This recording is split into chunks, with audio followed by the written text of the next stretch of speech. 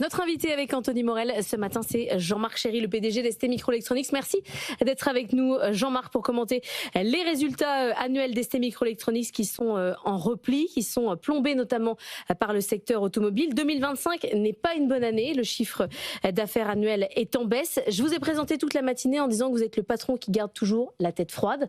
Vous avez fait face aux Italiens, vous allez nous raconter ces derniers mois, c'était pas simple. Est-ce que vous êtes toujours aussi serein ce matin ? Oui. Parce que, effectivement, sur l'angle des résultats, l'année 2025, on peut la classifier de annus horribilis. Ouais. Mais en fait, elle s'est passée en deux parties. Il y a la première partie de l'année, en fait, en termes de chiffre d'affaires, on est revenu à 2020. Sauf qu'entre-temps, on a investi 10 milliards et on a embauché 5000 personnes. Donc, effectivement, ça pèse sur les résultats. Et c'était massivement lié à deux choses. Le marché automobile qui est en pleine reconfiguration, plus des corrections d'inventaire massives dans le secteur industriel et pas d'autres secteurs pour nous qui étaient porteurs. Maintenant, le point intéressant, c'est que le deuxième semestre, d'abord, on a cru de 25%, et enfin, on a vu le secteur industriel avoir digéré ses inventaires, et puis on a commencé à voir les applications sur lesquelles on a des succès, à savoir les communications par satellite basse avec Starlink. On a commencé à avoir des succès liés donc, au serveur AI, et puis l'automobile qui commençait à se stabiliser. Et donc le quatrième trimestre est un point de retournement, puisqu'on a stabilisé le chiffre d'affaires, et la guidance qu'on a donnée hier, c'est 20% de croissance T1 2026 versus T1 2025. Et on voit les portefeuilles de commandes de T2 qui vont dans la même genre de dynamique. Et les performances économiques vont s'améliorer au fur et à mesure de l'année. Donc pour moi, c'est une année effectivement horrible, mais on a investi 2 milliards de dollars, on a dépensé en R&D 2 milliards de dollars, on a engagé un plan qui prépare les usines pour faire face à la compétition des années fin 2020, début 2030. Donc si vous voulez, la dynamique de la société est là. Oui, dans la vie, vous faites face à des cycles difficiles à gérer. Là, vous avez l'impression que c'est la fin de la baisse du cycle. Oui, on repart dans un autre cycle. Oui, je vous le confirme. Anthony. Alors justement, la croissance de demain, elle viendra de l'innovation, de partenariats industriels. Vous en avez déjà des très forts. Là, il y avait des rumeurs ces derniers jours sur des discussions avec Apple, notamment sur l'intégration de capteurs LiDAR dans les prochaines générations d'iPhone, les iPhone 18. Est-ce que vous pouvez nous en dire plus ? Est-ce que c'est le cas ? Est-ce que vous serez présent dans les prochains iPhones ? Écoutez, avec Apple, on est présent dans tous leurs produits.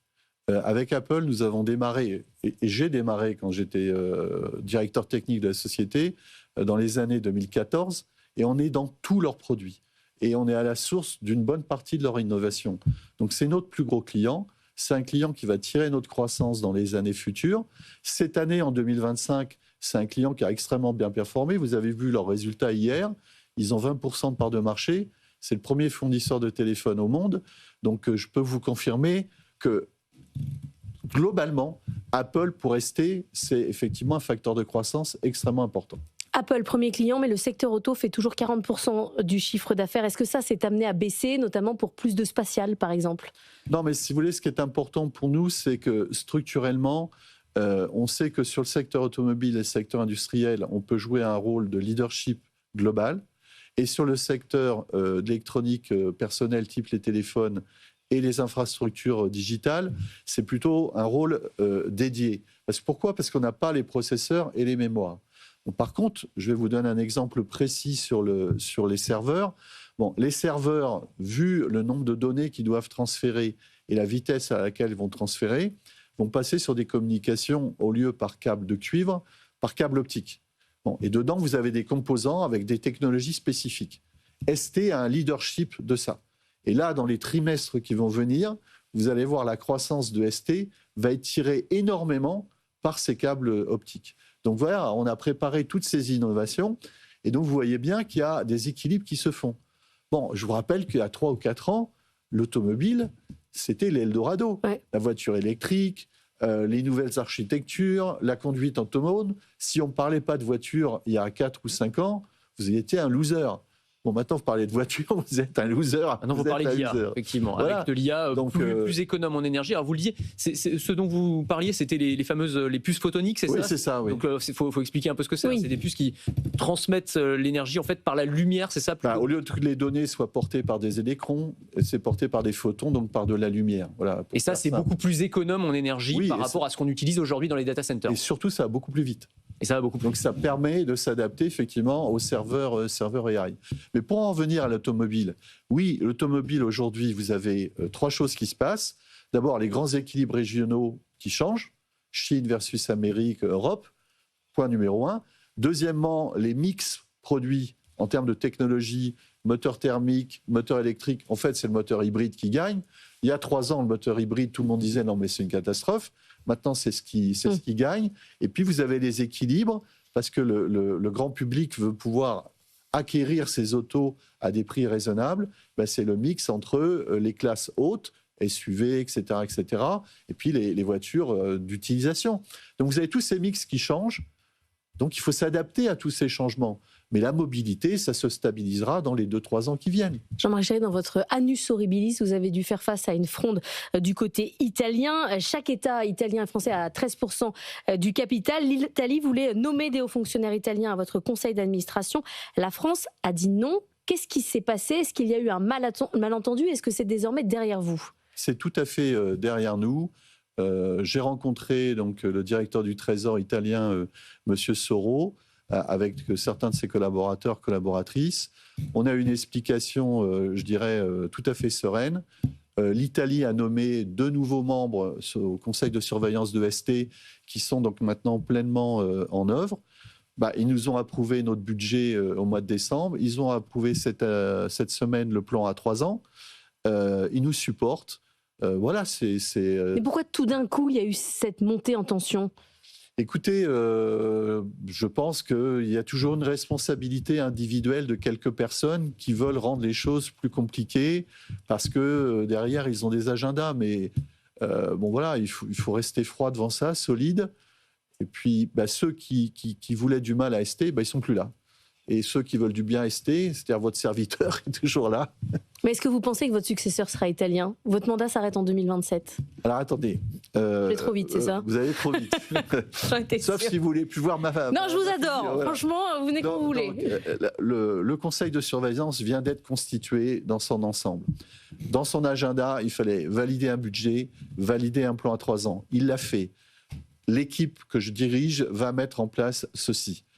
Que le conseil de surveillance ait dans son agenda la prochaine mandature du CEO à 1 an et demi de la fin du mandat actuel, ça me paraît normal et ils viendront vous voir ou ils commenteront quand il sera nécessaire de le faire. Anthony. Si on se projette encore un peu dans les années qui viennent, là on était au CES de Las Vegas il y a quelques semaines, la grande tendance, ce qui a explosé tout, c'était la robotique humanoïde. Il y en avait absolument partout. Est-ce que c'est un secteur sur lequel vous travaillez aujourd'hui? Est-ce que vous y voyez des perspectives de croissance? Pour ST, c'est $600 par robot. On travaille déjà avec... Donc c'est énorme. Oui, c'est énorme. On travaille déjà avec des grands clients, Tesla, on travaille avec Nvidia, on travaille avec des Chinois. Donc oui, et ST a tout le portefeuille produit. Si vous voulez, l'architecture d'un humanoïde, c'est l'architecture de la voiture électrique. Vous avez un processeur central, vous avez des processeurs dédiés, vous avez des moteurs électriques, vous avez des capteurs. Et où ST va faire la différence, c'est dans ce qu'on appelle les capteurs. Parce qu'un robot, si vous voulez lui faire prendre un verre et lui faire sentir que c'est un verre en verre ou un verre en plastique, c'est extrêmement difficile. Et il faut des capteurs spéciaux qui aident l'intelligence au bout. Et ça, ST sait faire. Donc on a $600 de revenus par robot humanoïde.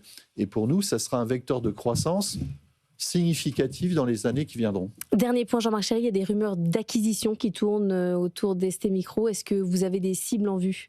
On en a fait une là. On a acheté ce qu'on appelle les MEMS, donc qui sont les capteurs d'accélération, de positionnement, donc de NXP, qui vont venir renforcer notre portefeuille produit pour adresser l'automobile et le secteur industriel. Donc, il va faire de nous le ou un des 2 leaders mondiaux sur tous ces capteurs. Bon, avec ce que je vous ai dit il y a 5 minutes, vous voyez l'importance. Donc, c'est une acquisition d'1 milliard. Bon, mais faites attention parce que ST, c'est une société qui a un modèle intégré, donc avec des usines. Donc en termes d'allocation de capital, on alloue une grande partie de notre capital à l'investissement productif et de R&D et on n'a pas le choix. Donc notre mission, c'est de faire de la croissance organique sur les produits qu'on développe et les technologies qu'on développe, mais on ne peut pas faire des acquisitions massives et dépenser notre cash massivement à faire de l'acquisition. Et toutes les sociétés de semi-conducteurs qui font des grosses acquisitions, ils n'ont pas leurs usines. Regardez Intel. Intel a essayé de faire les deux, ça a été un désastre. Hein, donc on sait faire des acquisitions. NXP, c'est un petit milliard. Voilà, c'est une belle acquisition. On en refera d'autres. Merci beaucoup d'être venu ce matin, Jean-Marc Chéry, dans un